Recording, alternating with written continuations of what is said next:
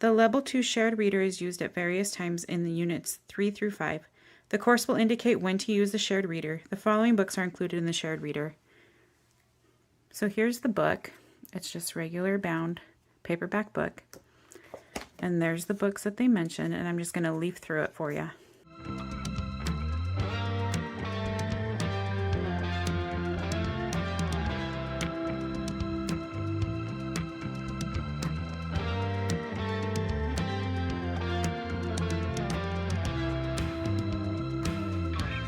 Okay, lesson 59. Here's where the shared reader comes in. With the child, read The Chipmunk That Went to Church, Part 1, on pages 25 to 31 of the Level 2 shared reader. Have the child read every other paragraph. The Level 2 personal reader. I chose not to get the new Level 2 personal reader because it is supposed to be the same stories in it as the older one, which I had from a previous child. It's just bound like this one, and my kiddo actually prefers the spiral bound. They like that the reader sits flat open better, so we chose to go with this one. But the stories are supposed to be the same stories. The difference is that the page numbers don't line up exactly because they've updated the artwork and made it more diverse. But I'll give you a quick leaf through of the older version so you know what to kind of expect.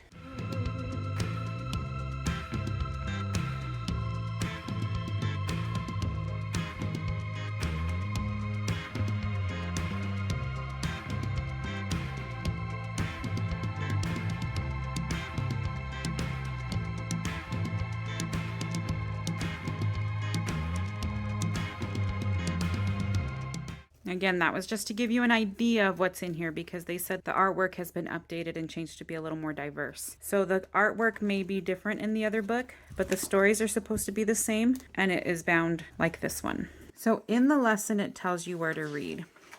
Here's lesson 26. And it's telling you Level 2 personal reader oral narration. Read these pages of the reader and briefly summarize the section aloud to your parent.